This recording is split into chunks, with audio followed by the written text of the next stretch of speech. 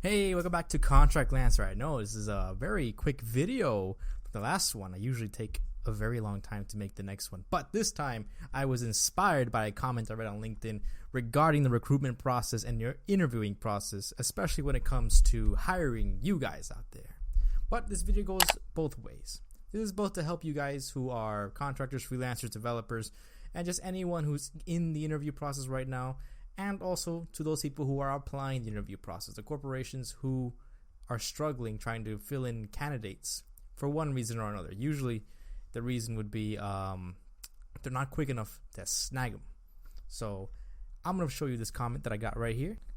Boom! Look at that. New technology. So this is a recruiter. I took out his name. I don't want him to get doxxed or anything from the 20 people who subscribed to me.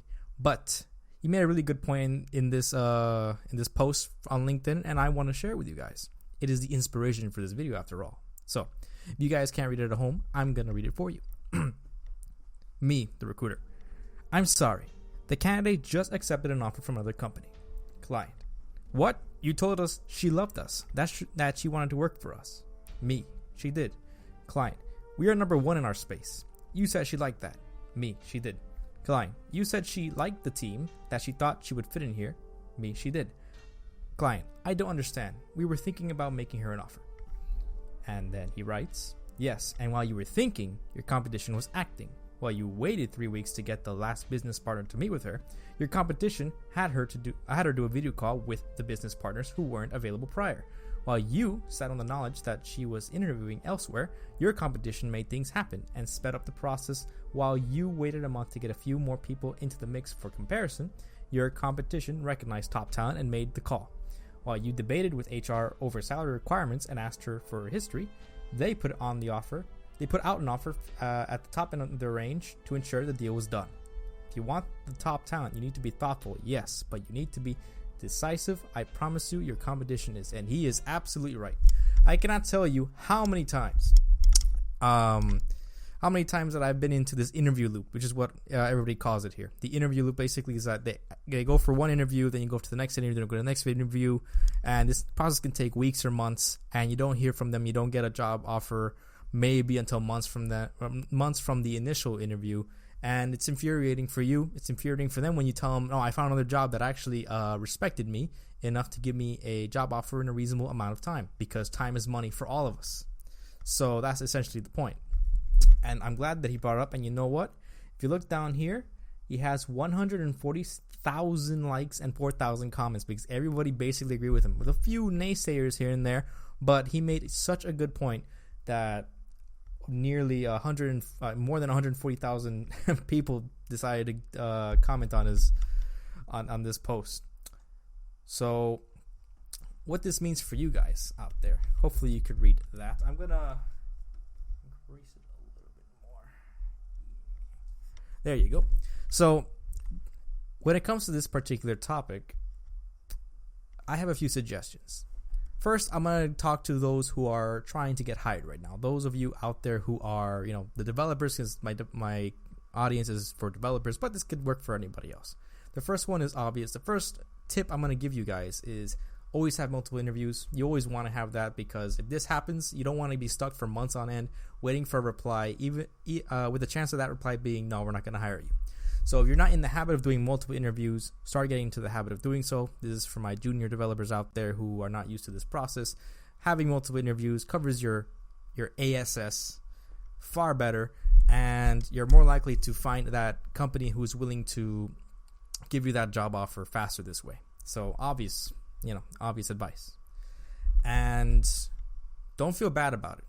If a company says, we like you, we'll get back to you, and another company decides we're going to give you the job offer, go with that other company. The company who gives you the job offer is serious about that offer, while the other one is still meandering about, which is part of the reason that comment was made and why corporations lose out on top talent.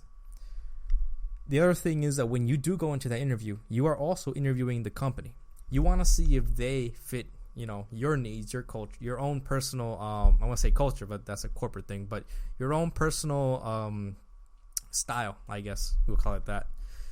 If they do, and then they offer you a job offer sooner rather than later, then maybe they are a good fit for you and you should take the offer. That is just what I think. And normally, whenever I'm stuck in these interview loops, the first one that comes to me with a decent job offer, I usually take it, because there's no point in going through all that rigmarole. The other thing is that, and this is for everyone. It's not only just my developer people out there, but for everybody else, including those who are in the position to actually do the hiring. And hopefully, some CEOs maybe might hear this, maybe, fingers crossed. But when it comes to the hiring process, I really hope that it takes less time. It shouldn't take more than 2 weeks to decide who's the best candidate for you. At the end of the day, the interview process for you guys should basically be at most 3 phases. Number 1 is the phone call phase, just to know that they're alive and that they're still interested. That's what that is for. The second phase is the team interview. It should be the team interview or an interview with the team lead. Either way, it has to be the people who are actually going to work with this person directly.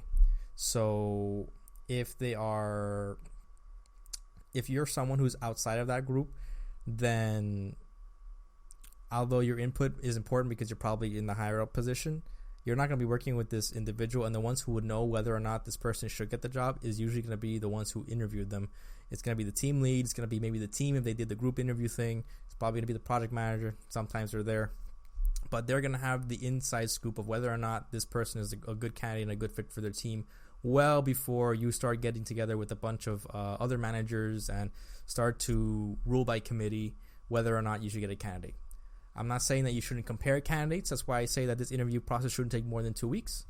But if you want to really keep that top talent there, then you want to obviously be as quick as possible and ensure, that you get that person before someone else does, because another corporation is going to have that figured out, and they're going to be much faster, much more aggressive than you are, as mentioned in the comment. And another thing is that if your process takes a long time, unless your name is Google, Amazon, Facebook, Microsoft, etc., unless you're one of those, companies that actually have a lot of candidates that have to sift through, so they have a giant interview loop process, then there might be issues within the hiring pipeline that could stem from micromanaging and trust issues. You don't trust the team enough to make the decision to say, this candidate is good enough to work on our team. Or you are micromanaging way too much into this team to know who will be the right candidate for it. Normally the team has better insight when it comes to who's good for that team, and you have to extend some trust to them, some trust in their word. That will usually be enough to expedite this process and allow you to keep those talents, because time is money for everyone. And also you have projects and deadlines. If you are going for a developer, let's say, then that means that you have a need for that developer right now, and that's why you have a recruiting company. Some recruiting companies have referral bonuses for other recruits to get them those candidates that go between $500 to $1,000 if they have a successful placement. So that means that there is incredible need to fulfill those spots. And you know what happens when you don't fulfill those spots? Your current developers, or whoever they are, the current people who work for you, are feeling the brunt and the stress that's needed to reach those deadlines, even though they are understaffed. That is what's going to happen. And when that happens, and they feel too stressed, or they feel there's too much pressure, they're going to start looking for the exits. They're going to not believe in you. They're not going to believe in your hiring process because you're taking forever. And they will most likely, especially the best ones, they won't take it anymore, and they will go to someone else who will hire them quicker.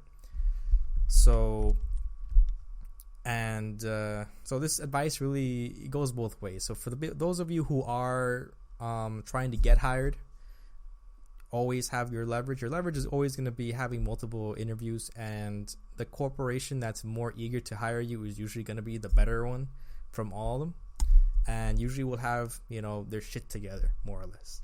And for those corporations out there who are trying to hire talent, you have to be a lot quicker. You think that hiring talent now is difficult, especially, with everything being remote and stuff. It isn't. In fact, when the remote opportunities started, booming because of the pandemic, the process of hiring became much easier because now you don't have to go to a physical place to do your hiring. Also, you have a bigger pool of candidates to choose from, but they also have a bigger pool of competition to choose from as well. that doesn't include from whatever industry you might be in. Also, just a side note, many industries have technologies that overlap. So a C# person can work for an insurance company or the government or medicine or whatever, just for example. So you're all pulling from the same developer pool, and the faster you hire, the faster it is for everyone, the better it is for everyone, the better it is for you. So if you are having issues trying to lock down talent, then you have to look at your hiring process, because it's usually the fact that you're not taking the time that you're taking to give back to these people is too long. And that's why I say that if your process takes more than 2 weeks to determine whether or not a candidate is good, then there's some really big deficiencies there. And thanks to this remote boom that we're having, you're going to lose out on the competition, because I bet you they are streamlining that process even further so that they could do all these steps very quickly. And then they might take a week or two to compare candidates, rank them, and then decide, okay, the first one's going to get the job if he's there. The second one will get it, et cetera, et cetera. If you have multiple positions, you choose the first, whatever multiple it is. And I hope that someone out there understands that it is frustrating for us when we're stuck in that interview loop, because it does look like, you're not really taking this seriously, and that it doesn't look like you're serious out there as a corporation. So that's all I gotta say. I'm very happy that this person, I'm not gonna name this person out here, had this comment. It was really good, and I hope that some of this insight will go to some people who are doing the hiring. And good luck to everyone out there. I hope that if you do suffer from the interview loop, that you find a corporation that doesn't have that issue. And if you're a corporation with the issue, you do some introspection and see where we can streamline things. That is my advice out there, and that's it. I'm done. Thank you very much.